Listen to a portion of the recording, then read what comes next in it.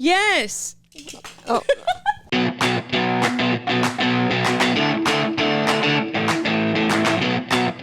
Welcome back to another episode of Minimum Rage, the podcast hosted by two 20-year-olds raging on about our past minimum wage jobs. Today, we have the Brock Workman on the pod. Hello, Brock. Workman. He's a working man. Yep. That's a name that's stuck with me my whole life because every time I say my name, I get that same reaction. It's like, oh, you must be such a hard worker. Yeah. And that's why I work extra hard to be lazy. Oh. So I can just kind of put that name down a little bit. Brock, I don't associate you with laziness.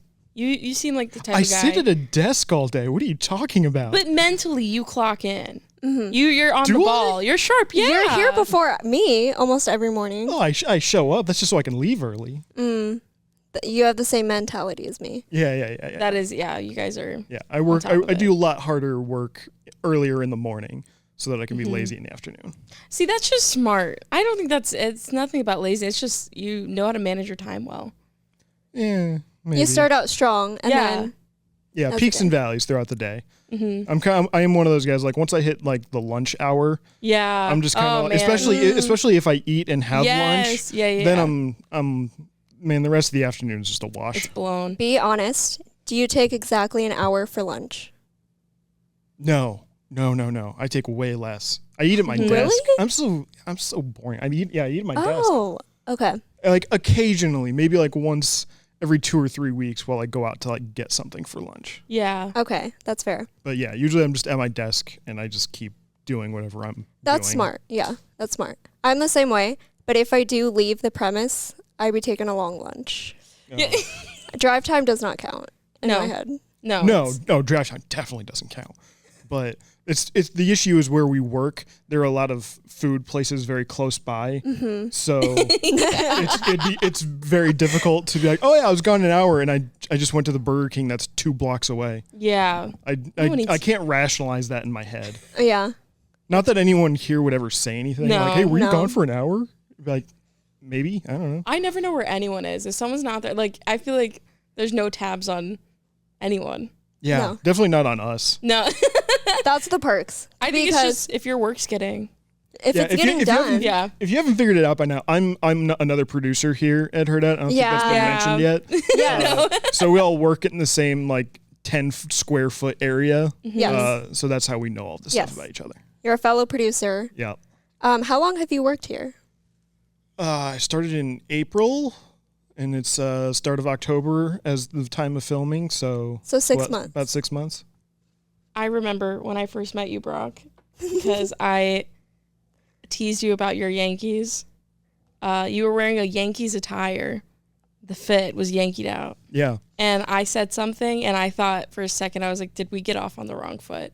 But then I came in wearing a Yankees shirt. You had a Garrett Cole shirt on. Yeah, and I think it smoothed the plane. It did, but then you were like, oh, it's just because he played for the Pirates. Yeah, and that I was is like, true. Oh, which is fine, but that can lead me into this show concept about minimum wage and jobs. I worked for the Indianapolis Indians, who are the AAA team of the Pittsburgh Pirates. Oh, really? For a summer. Whoa. Yes, I did. What do you mean by worked? What'd you do?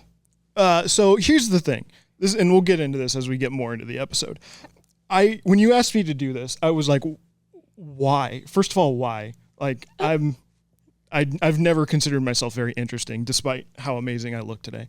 But as we'll get into this, you'll discover that I have had like the same job, just 10 different places. Yeah. And this is one of those jobs. So I've worked in video production pretty much my whole life. Okay. And so I was the video production graphic designer for the Indians as an intern for a summer. That's nice. Wow. Yeah. That's cool.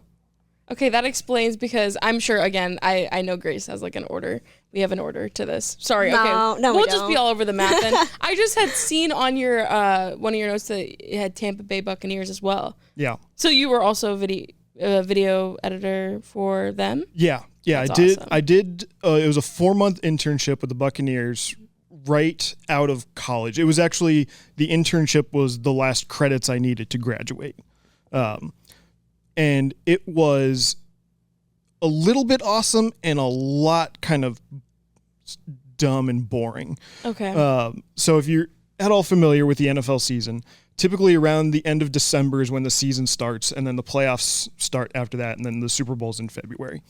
The Buccaneers were not in the playoffs that year. So when I got there at the beginning of January, all the players had left. Everyone was gone. It was a ghost town. And it was basically like that for 3 months until we got into April when the NFL draft was started and they actually gave me some things to do and had some other videos that we were putting together. But it was a lot of me sitting at a desk at one Buccaneer place, just doing nothing, like watching movies all day. Really? They would give me stuff to do thinking, oh, this will take them like a day or two and I'd have it done in 2 hours. And they're like, all right, what else you got? It's like, oh, we have nothing else for you. And I'm like, oh, it's a good thing this is an unpaid internship. Because I would feel really bad about sitting here for optimistically 6 out of 8 hours every day, not having much to do. Yeah.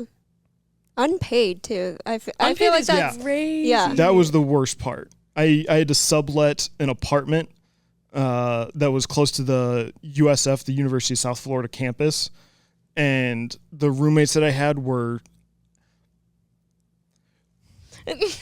Okay, I'm going to say that I don't 100% know what their actual job was.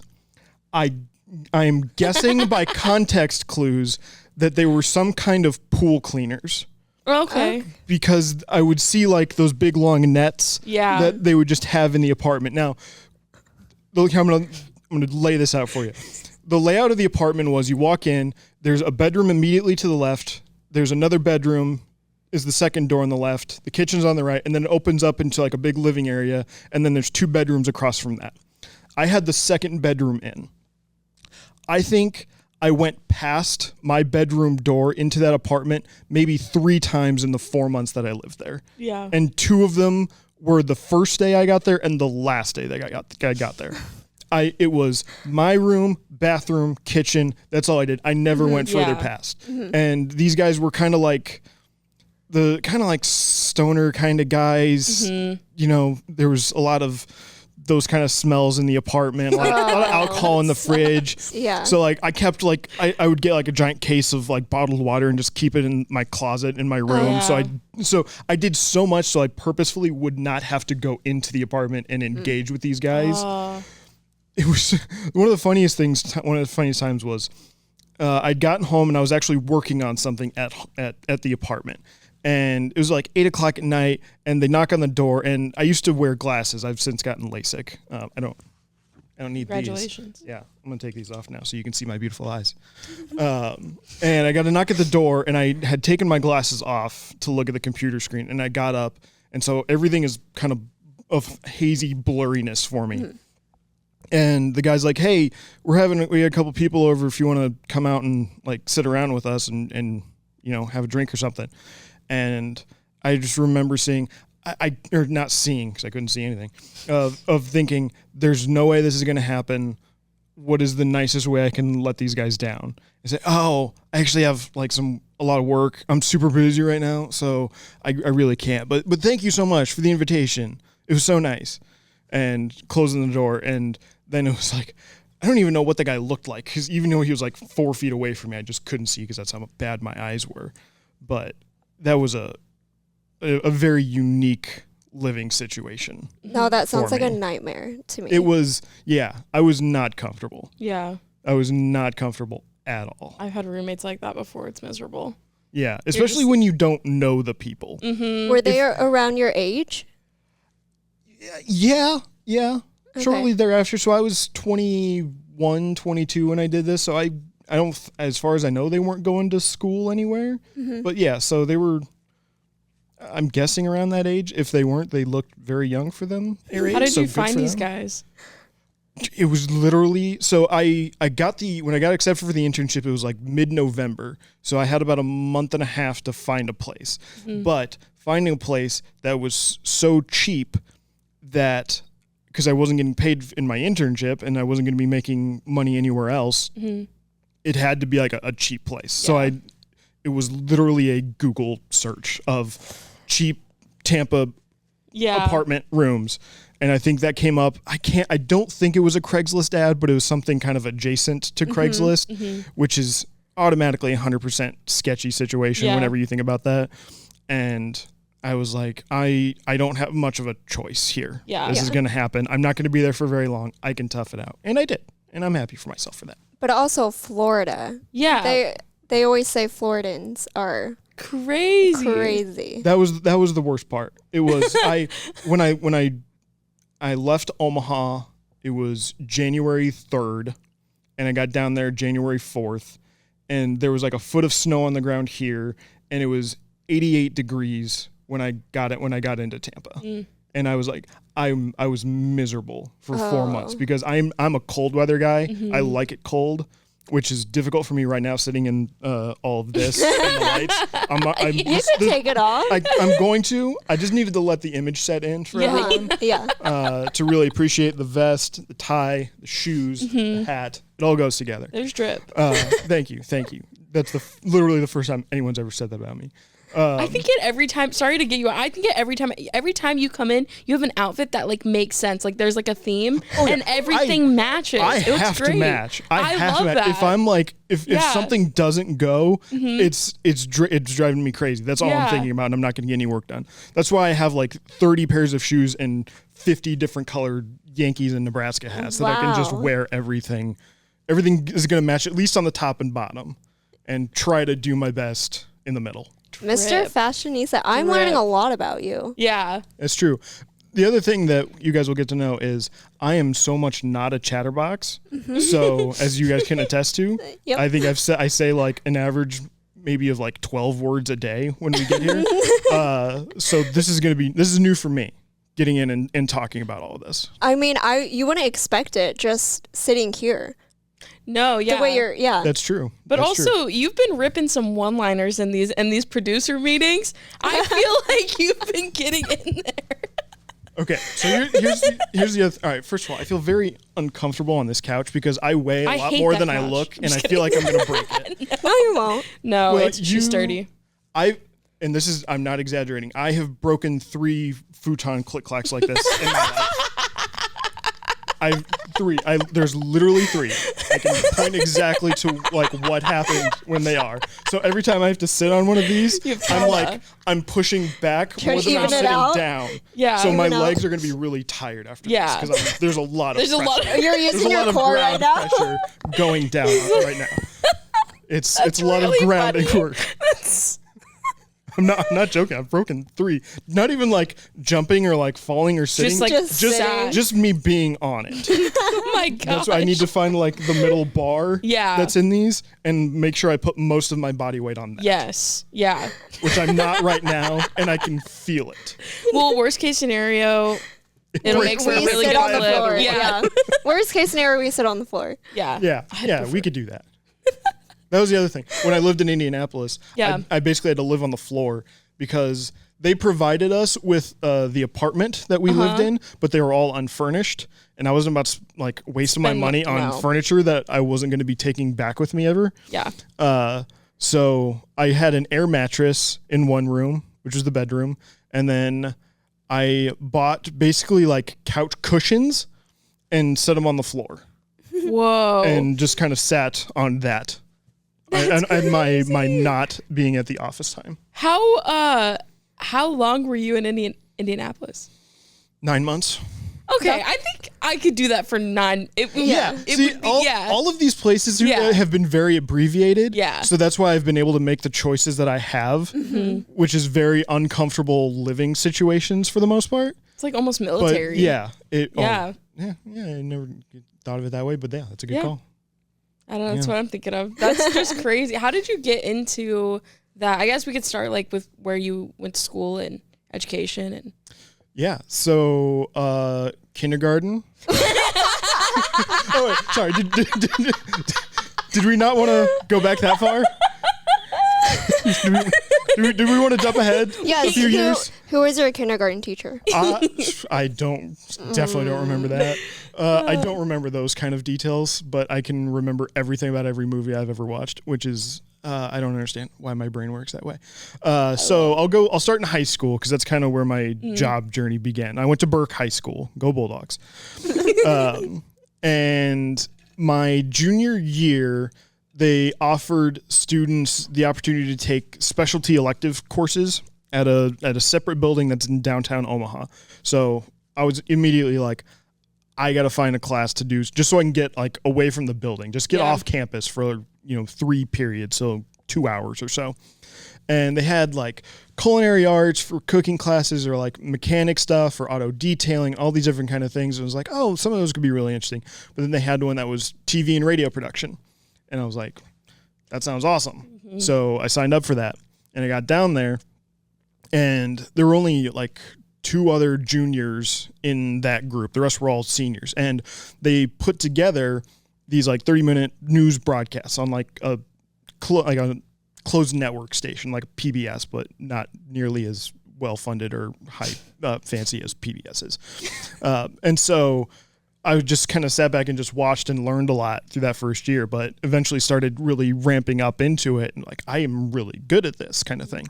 And so that's why when you bring up, it's like, oh, you have like all these one-liners and you guys, you seem so on right now. That's because for a lot of years, when I get in a situation like this, the lights are on, the camera's on, I can go. Yeah. Mm-hmm. That's why I don't do anything when I'm actually like working. I don't talk to anybody. Just because in these situations, I use up all the rest of my like reserved energy just so I can be this animated and like talk to you guys in this more engaging way, which is great for video podcasting, by the way. Subscribe to Minimum Rage on Hurrdat 1. Anyway, see, I know this stuff and I'm good at it, which is so weird. Because you would never think of that if you met me for 5 minutes. But so high school, working, doing TV and radio broadcasts. You go back for your senior year to do like the advanced version of that class. And there were, I want to say maybe 10 of us in that class total. And I just took off with it. We would do these kind of 30-minute news broadcasts. And by the end of the year, I was producing or editing or starring in like 20 minutes of that 30-minute broadcast. It was like you had 2 people doing the anchor stuff, and then they would throw to different segments throughout the whole episode. And I did usually a segment on sports and what was happening in high school sports at that time, or Nebraska college athletics. I would do movie reviews, so they would actually pay the like, I don't know, $5 at that time to go see a movie and then get like a couple people's video reactions to it. Yeah. And then give my own reaction to it. And that was awesome. That's fun. But yeah, so I was doing so much. And then I took the radio side a lot less seriously because there wasn't as much of it to go around. And it was just a lot easier when you're recording your voice only for something. But got done with that. And high school was over and I was graduated. Yay. And thinking about what the next steps were, I applied to 3 colleges, got accepted to 3 colleges, but I went to the University of Nebraska in Lincoln. Okay. Because, not only, but largely because we had a family friend who had gone through the Husker Vision program, so the sports video department there. And he put in a word to the bosses, who he was still on speaking terms with, that, hey, there's this kid coming in, he's a freshman, you might want to give him an interview or talk to him or something like that. And it's rare because as incoming freshmen, you don't know that that's an actual job, that that's something that you can do until you get to the campus and you walk around and you see like flyers for it, and then you can apply for the next year. So getting in as a freshman was very rare. And so then I was majoring in broadcast journalism and doing Husker Vision, and it was very minimum wage and rage because I want to say it was like $8 an hour, maybe when I first started. And when you are putting in as much time as we were, it was very frustrating. And I'll never forget in the kind of intro start of the new year meeting with everybody there, and when we kind of assigned who's going to be working what sports and what jobs in those sports and that kind of thing.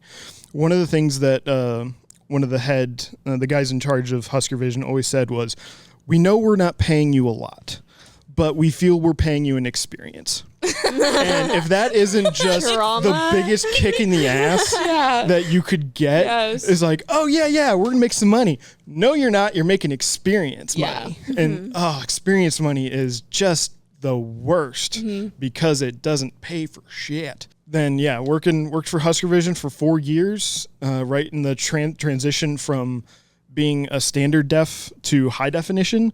So we rerun cables and fiber optic lines all throughout Memorial Stadium and all throughout the Devaney Center, and just doing that for 4 years. It was awesome, and I earned my wage in experience, but not a whole lot of money, which is why actually 2 days ago I made the final payment on my student loans. Congrats! So that's major. I know. That's awesome. It took way longer than it should have because I can be a little irresponsible with money at times. Hey, you gotta live. But I know you gotta live. That's why, you gotta all of my shoes and all of my hats could have paid off my student loans like, I don't know, 6 months ago, but I needed it now. Yeah. But yeah, so that was through the end of college, and like I said, I went to Tampa, and those were the last credits that I needed to get my bachelor's degree, and then I've just been on a bounce back and forth journey kind of ever since. Yeah. But I'll let you guys talk now. But your family is probably from here, right? Yes. Yeah. Okay. Yeah. So Omaha and some in Iowa. So how did it feel coming back home and working? When? Like after which Tampa, time? like to join Hurrdat. Oh, well okay. So I don't know if you guys know this. I'm about to turn 35. So I'm old. Okay. I feel old, I should just say. I know some people are like, oh, 35 is not old. I know it's not old, but I feel old. So after Tampa, I came back and I basically took that summer off. I worked with my dad, and I'd been working with my dad on and off throughout my whole life because he's a drywaller. And so a lot of summers were spent in houses that he was re-drywalling, retaping, and skimming and texturing ceilings and all that kind of stuff, which is a really good early job to have because it does give you that work ethic and that kind of manual laborness of things, which is why I try to really appreciate the fact that I can just sit at a computer now. So he was doing that, and I was working with him a lot. But when I came back from Tampa, I did that basically for the summer, and I started applying to different jobs and everything that I could try to get in on. And that's where the bouncing back and forth started. So that would have been 2013. So the next summer I spent in Davenport, Iowa, working as the video production intern and scouting coordinator for the Quad Cities River Bandits, who are the high A minor league baseball team for the Houston Astros. Oh, okay. So I was there for 7 months. I think, March to like September was about. And that was really interesting because it's a beautiful ballpark. It's called Modern Woodman Park, and it's right on the Missouri River. Missouri River. So beautiful background. But the issue with that is when it rains a whole lot and the water on the river rises, it gets into the stadium. So they actually have like barricades, like metal barricades that they can set up around the stadium for when they know it's going to flood. And that's crazy because sometimes, as weather does, it will rain a lot when you weren't necessarily expecting it to rain a lot. So there were a lot of late night, 11, 12 p.m. calls. Hey, we got to put the tarp on the field. Get down to the park right now.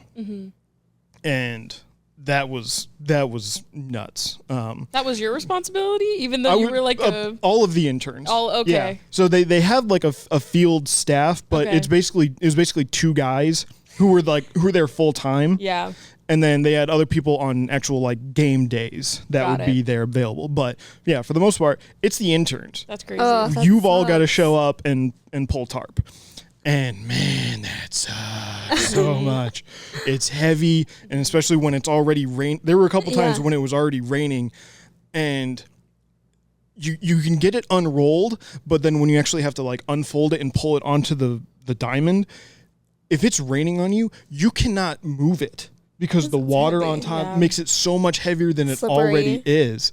And we would get like half of it unfold, and so we're like a quarter of the way across the diamond, but then it's raining so much that we try to like pull it and our feet just dig into the dirt. And we were just like, we can't move it. So they actually had to cancel a couple of games that season because of that situation where it rained one night when we weren't expecting it to. We couldn't get the tarp on the field at all or fast enough. And it just ruined the field for a day. And that was a wild internship. Wow. I've seen videos of people pulling the tarp, and like if you fall, I've seen that. You're done for it. They just keep going. Is that true? We had that happen to a guy in Indianapolis. So after Quad Cities River Bandits, the next summer is when I worked in Indianapolis. So that would have been the summer of 2015. And yeah, we had a guy, we were pulling tarp one day, and he was late getting down to the field, and we would already kind of started moving it and getting it unrolled and everything. And he came and jumped over it as we were rolling it, and then got caught underneath as we were still rolling the giant thing out, and boom, boom, over him. And we're like, oh, well, we can't like lift it up right now to get it off of him. So the only thing we could do was finish rolling it out, finish pulling the tarp out, and then like trying to like wave it to like get some air underneath of it so you can move it. That's dangerous. It was. I think he had a mild concussion and like I think he fractured a bone in his foot or something like that. That's so scary. Yeah. That was one of the times I thought I was going to get fired because my cousin came to visit me that day, and when we had to go out and pull the tarp, I was like, hey, you want to come help us do this? And he was like, sure, absolutely. And so he came out and was helping. And when all of that happened then, he was, just kind of standing around. And the next day I was called into the GM's office, and he asked, yeah, who's that guy that was out there with you? I was like, oh, that was my cousin. He's visiting for a couple of days while he's out here. And he's like, yeah, okay, we can definitely not have him being involved in anything, because if that would have been him that got caught underneath the thing, my God. the penalty or like the insurance or potential lawsuits or anything like that would have been insane, and we would not have been able to manage that. So it's okay if he comes, but he cannot leave like the booth. Yeah. I was like, okay, I'm really sorry. So I didn't scary. expect that to happen that day. Sorry.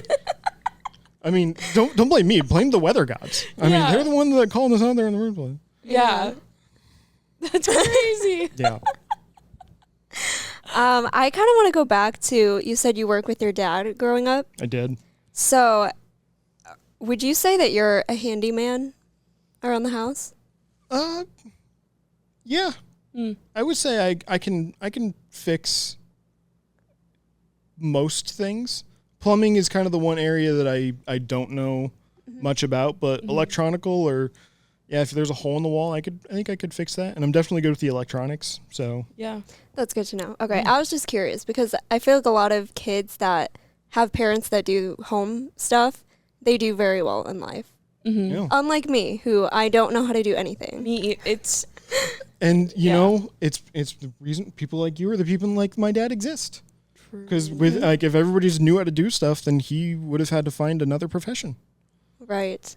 But yeah, no, it's definitely a good skill to have in emergency situations. Even now, still like we'll hire people to fix things. But honestly, that's kind of my whole family is. My mom's side is almost all mechanics. So whenever there's car troubles, anything like that, boom, we've got a few names that we can go to. My dad's a drywaller. My grandpa worked in construction and in like an electrical housing unit for a long time. My uncle's an electrician.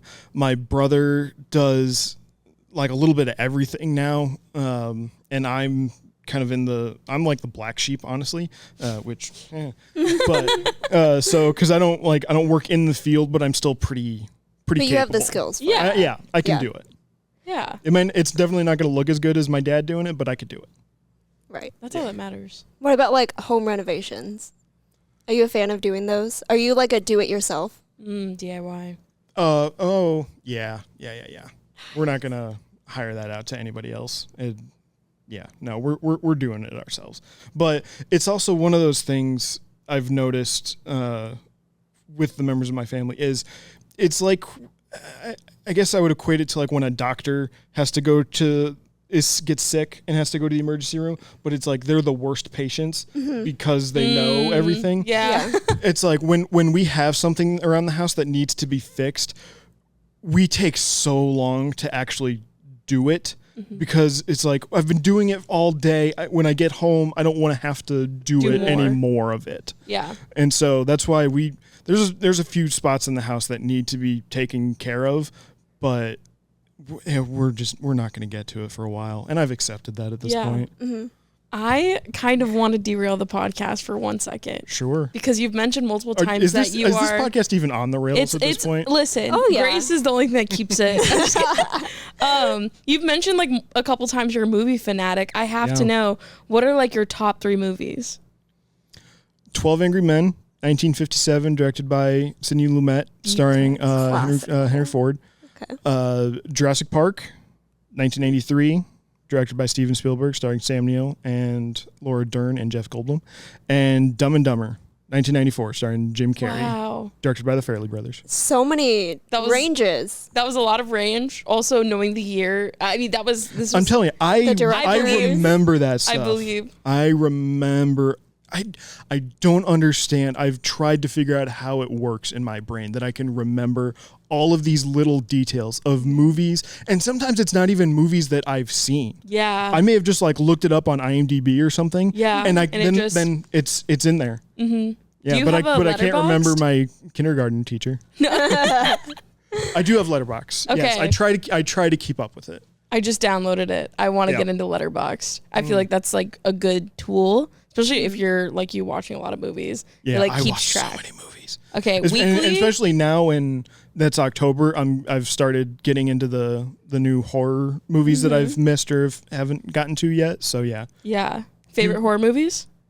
Of all time? Yeah, let's hear them. Ooh. It's definitely going to be The Shining. Mm-hmm. OG Halloween. Yep. I love that. And maybe Suspiria, the original one. I love Suspiria. Yeah. Something about that's just like a deep coven of witches that are just after people. It's It great. is so good. The bad dubbing as well. Yeah, it's I really horrible, enjoyed. But it's great. Wow. Is yeah. this the one with Dakota Johnson, or was she in a remake? She's in the remake Remake. of it. Oh, okay. Yeah. But the It's her OG? and Tilda Swinton. Yeah. The OG doesn't have like any names, which is even more impressive that It's like- as good as it is. The visuals too are. It's just it's very good. I'd never Yeah. seen a movie like that before. But In fact, you gotta here- watch it. It's scary. It's actually like Is it actually? I It am a horror scared movie me. person, but lately they haven't been scaring me. So I've found that as well. That I'm so yeah. I know so much about the genre that nothing like scares me. Like I 'Cause you know it's gonna I know happen. when a jump scare is Yeah. going to come. Yeah. So that's why when a movie like Get Out or something Yeah. that completely just flips what you think you know about the genre comes out, that I love that movie so much because it gave me an experience that I hadn't felt in a while. But I've got the list. So one of my good friends, his name is Justin Kenyon. Shout out Justin Kenyon. And I do is we'll go see movies on the weekends, but he's got like a family, so he can't go out like he can't go out Responsibility. every weekend like I can. But we keep track of what we've watched since the last time we saw a Yeah. movie together. So I've got the list of the last things that I've watched since the last time he and I got together. So I watched the movie Triangle, which came out in 2009. Stars Melissa George. Okay. It's kind of like this weird, trippy time loop horror suspense movie. Not too bad. Enjoyed it. It's free. It's on Tubi. Go watch it on Tubi. I love Tubi. Sponsor. I'm surprised it took me this long. I finally watched Terrifier. Terrifier's insane. With the clown. Yeah, without the clown, the first one. Because I know the third one's coming out. Yep. And I was like, I haven't seen any of these yet. I'm going to watch the first one and see if what, because I know a scene from the second one that I'm like, I really don't know if I want to watch the whole movie after I feel knowing like I what know I it's so see about that. disgusting. It's crazy. Yeah. And then I've got like shows that I've been keeping up with, but we'll skip those. I watched Hold Your Breath, which is the new Sarah Paulson kind of suspense thriller on Hulu about she's like a mother living in the dust storm of the 1910s, and yeah, it was really good. She gives an incredible performance, which is no shock. Sarah Paulson's amazing. I love her. I watched the new version of Salem's Lot on. I fell asleep during that. So did I. I gotta go back. It was so long. Yeah, I can applaud the movie because it gets into the whole thing really fast and it goes, but I kind of watched it and I was like, I like Lewis Pullman, but I just like there's nothing new here for me.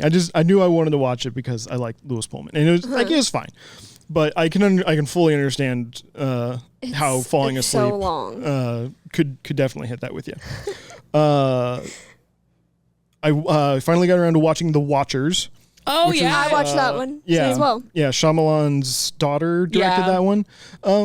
Not as bad as I had read or like the reviews I'd seen for it. Like it was fine. It was well directed and it had an interesting enough story. But it's like I give it like a 6, like a soft 6. I saw The TV Glow. Oh, I need to see that. Is that pretty good? That was not for me. Really? I found it boring and I was lost, and like I can always tell like if I'm looking at my phone during the movie and I'm like, don't pick it up. Don't pick it up. Don't pick it up. Pay attention to the movie. And I try and I watch like another 5 or 6 minutes of it, and then I'm just back at the and it lost my thing. I may have to rewatch the last half hour because that's when it kind of got crazy, and at that point I was so zoned out I couldn't follow what was happening. The other night I watched It's What's Inside. It's a new Netflix movie. Okay. Where this group of like 20-somethings get together for a friend's wedding, and they play a game, but one of their friends becomes like a tech genius and discovers this thing where you can switch your consciousness with somebody else's body. Whoa. And so it becomes this like suspense of like who's in whose body and what's going on and this whole kind of thing. I liked it. It was good and enjoyable, and it kind of did something different that I hadn't really experienced watching movies. And then the most recent one I I saw Immaculate for the first time. Oh, I haven't seen that yet. The Sydney Sweeney nun in Italy movie. Sydney. And that movie was pretty nuts. Yeah. I remember seeing the trailers for it, and I was like, I should go see that in the theater, but I never got to it. And it was not what I was expecting it to be in a good way. So yeah. I have to ask you, what do you know about the Saw franchise? Are you into that? I'm not. All right. That's fine. The torture porn aspect of movies is something that I'm not terribly. I'm ending this now because Saw has a plot. But I understand. Does it? It does have a plot, and it's very intricate, and there will be a series this Halloween, just Jossin Around, and I'm having guests on to talk about Saw. But anyways. So I will say I've seen I think 4 of them. I think the first 4. I really like the first 2. Okay. But then when it started getting just too much, and I'm not going to spoil anything for Saw, but like it just gets too convoluted for what Saw should be. What the franchise has become, it's trying way too hard, and that bothers me. So you will not be seeing Saw 11 in theaters? No. Okay. No. I'm just. Unless, if somebody wants to buy me a ticket to go see it, I'll go see it with you. I'm telling you, you'd be so lost in the timeline because there is a plot. Well, see, here's the thing. Here's the thing about me that drives me crazy is that I still feel like I need to know what's going on. Yeah. So while I haven't seen all the movies, Yeah. I have watched the 30-minute YouTube recaps of like what's happened in each movie. And so I know like who the different apprentices have been and what the order is and that kind of stuff.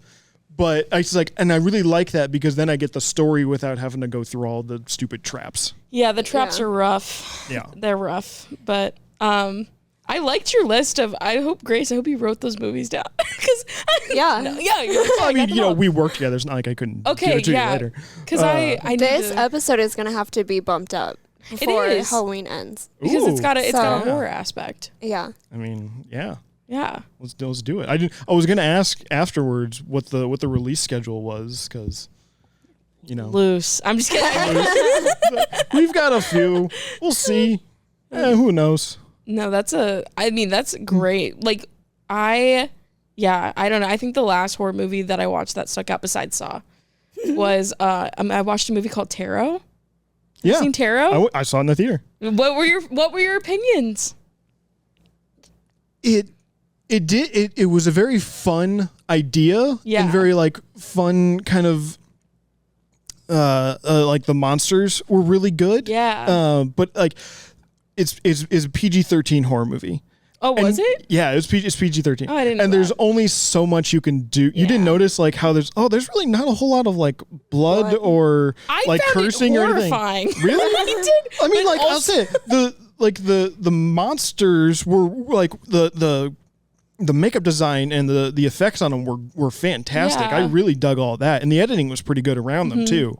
It was the acting of some of the kids and some of the directing that was like took me out of it a little bit, but I could appreciate what else it was doing with it. Ooh, that's scary. It's like I liked it. This is it? Yeah. Yeah, that scene I don't specifically like was so that. scary.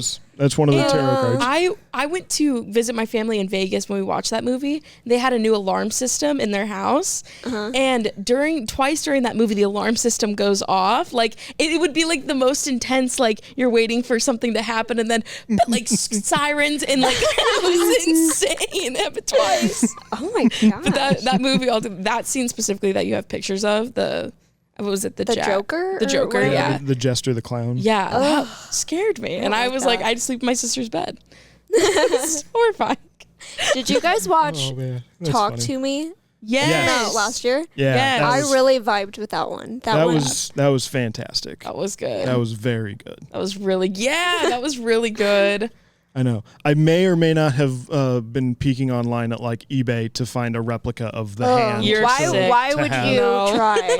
I'm not gonna like do the ritual, but that's the kind of person I am. I have like props and things for movies. I have a replica of the Holy Grail from Indiana Jones and the Last Crusade. Oh, okay. That's cool. Yeah, I've got all kinds of stuff because I have disposable income and no family, so I can afford all of this stuff. I know. I love that for you. Yeah, and the collection, that's sick. Oh, and it right now it gears a lot around the Marvel stuff because I'm a huge comic book fan as well.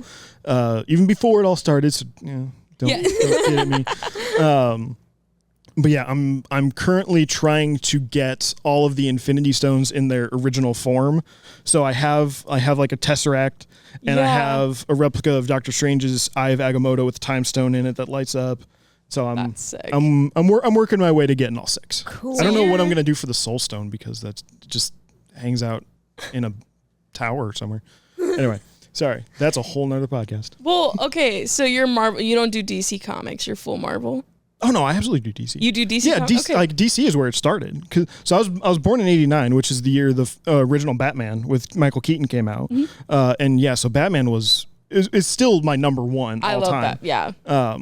Yeah. Because growing up, I remember seeing the first Batman and I was like, oh, I love this. And then I was like, one of my first scary movies was Batman Returns. Yeah. Because Danny DeVito as the Penguin just creeped me out so bad.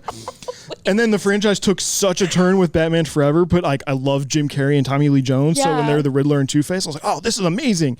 And then Batman and Robin happens, and we're not going to talk about that one. And then the franchise was gone. But like I grew up watching Batman the Animated Series. Okay. Which I still will rewatch every couple of years, every episode, because it's so good. Whoa. But yeah, Batman is where it started. I've never been a big Superman fan because Yeah. he's the big blue Boy Scout. He's good at everything, and he's just not fun to watch. And I missed the period of like the Christopher Reeves movies, and there wasn't really like a good one until Cavill came along. I feel like, at least in movie form, there were some TV versions that were pretty good, but. I have to ask, so taking like your knowledge of like movie and film, taking like your work experience with editing and everything, would you ever like want to make a movie?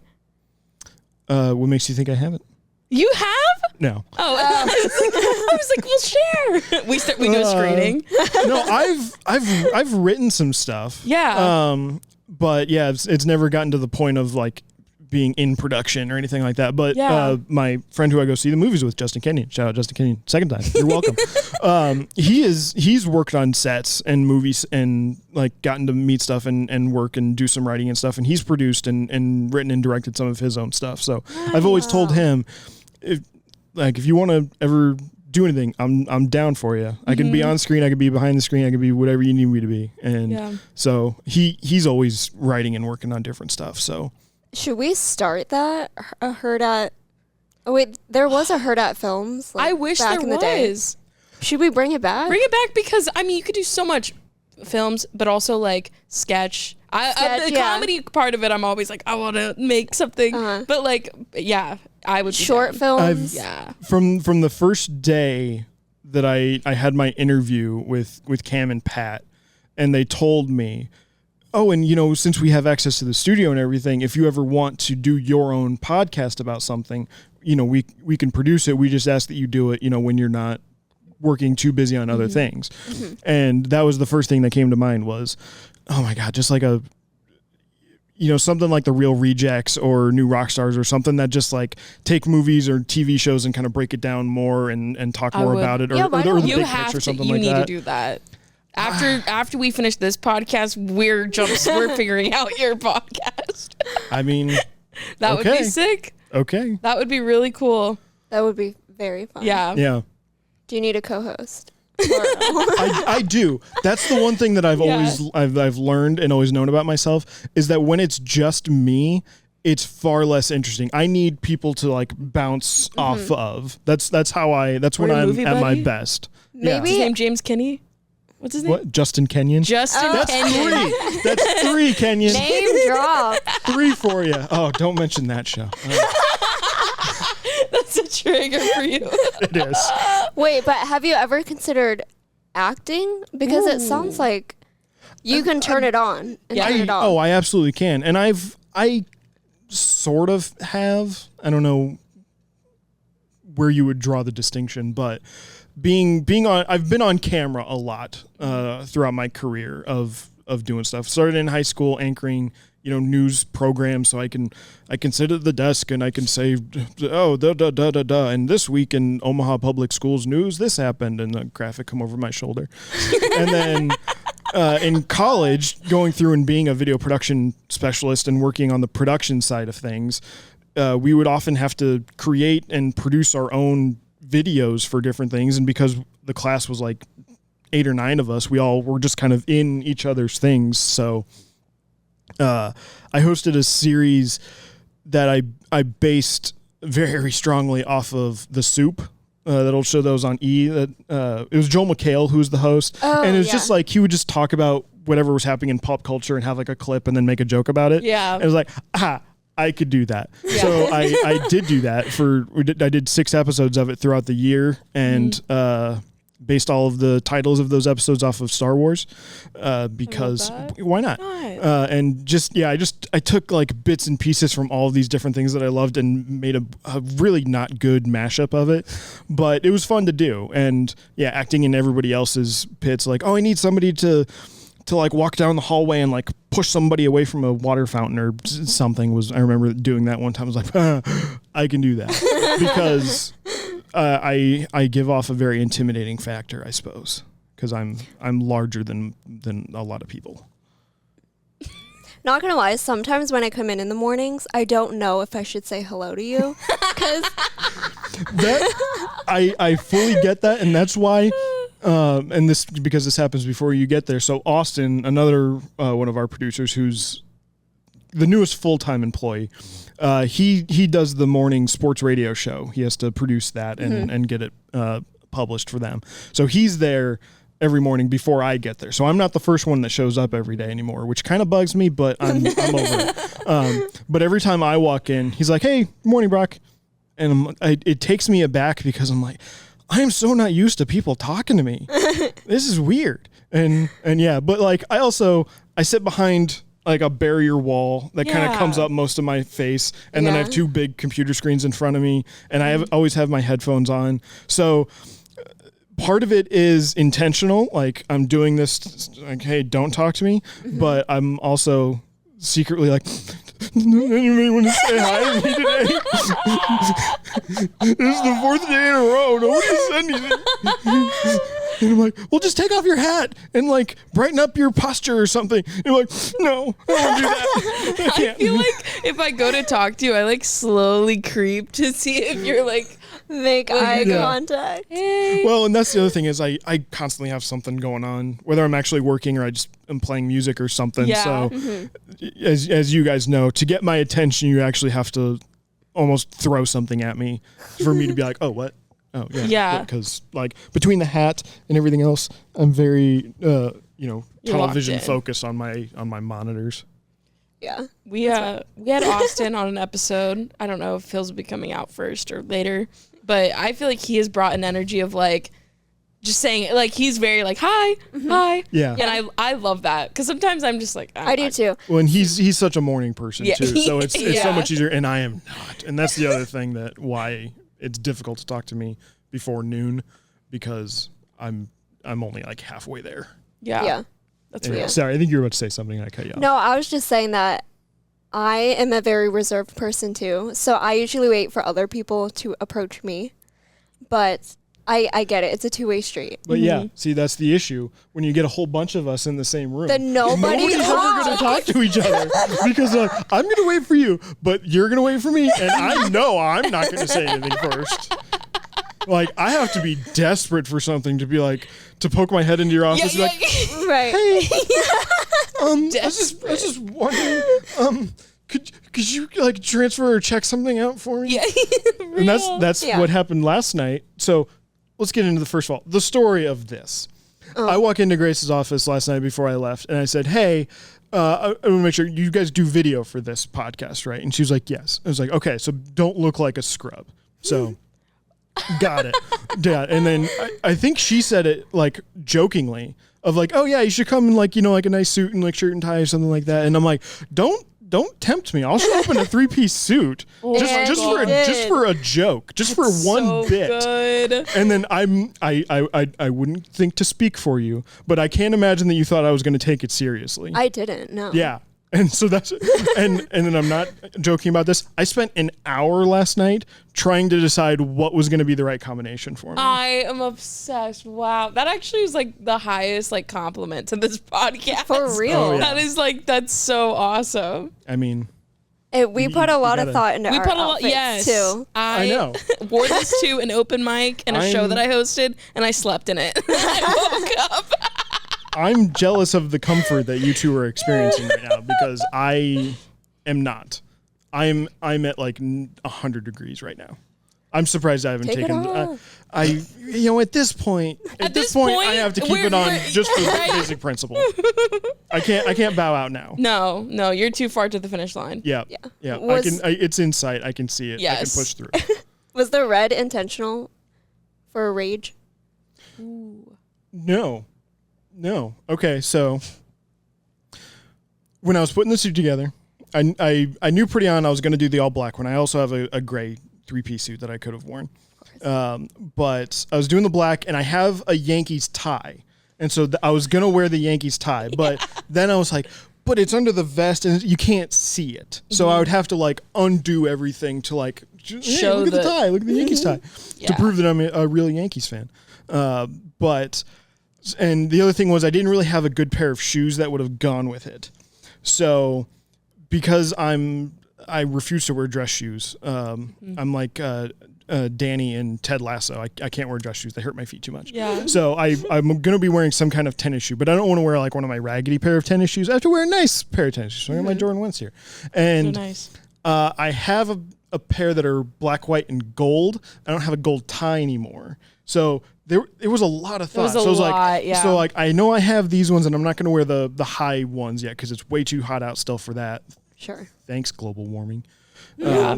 So then it was going to be the red and white and black, and then I had the red, white, and black striped tie, the white, and then everything. So the red is just purely coincidental. Plus, the black and red is like Iconic. 80% of my wardrobe because I went to school at Nebraska. So it's all red and black, and then a lot of like navy blue for the Yankees.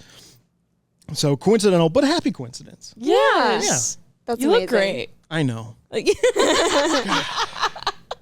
Are you gonna dress up for Halloween, like for the party here? There is a plan in place for that. Yes. Okay. I have a costume.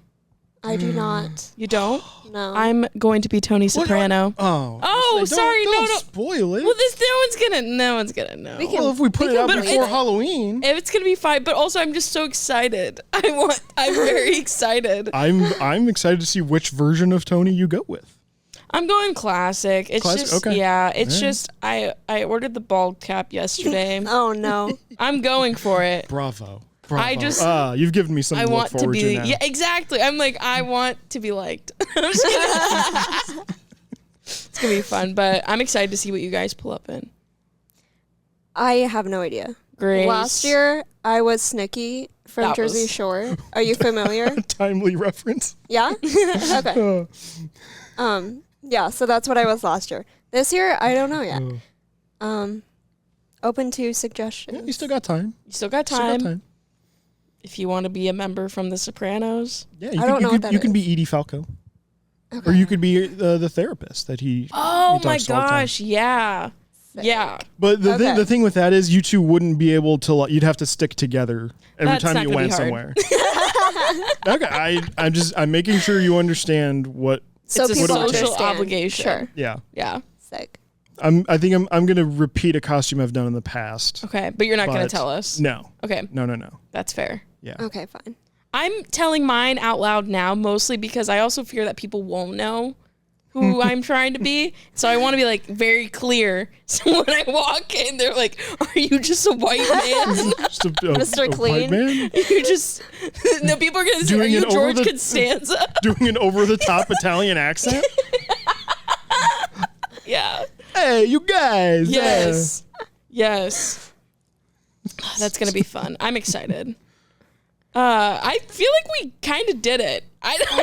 Did we? I mean, I know this is called minimum wage, and I feel like I didn't talk about a lot of the jobs I had because a lot of them were the same. But I mean, you also wrote Scheels in your resume. Oh yeah, I did. Yeah. I worked at Scheels for a year and a half. And you said it was your worst job. Yeah, just because it was like so a lot of aspects of it were like the one of the better jobs because I worked 4 days a week, and I got paid pretty well. So that was great.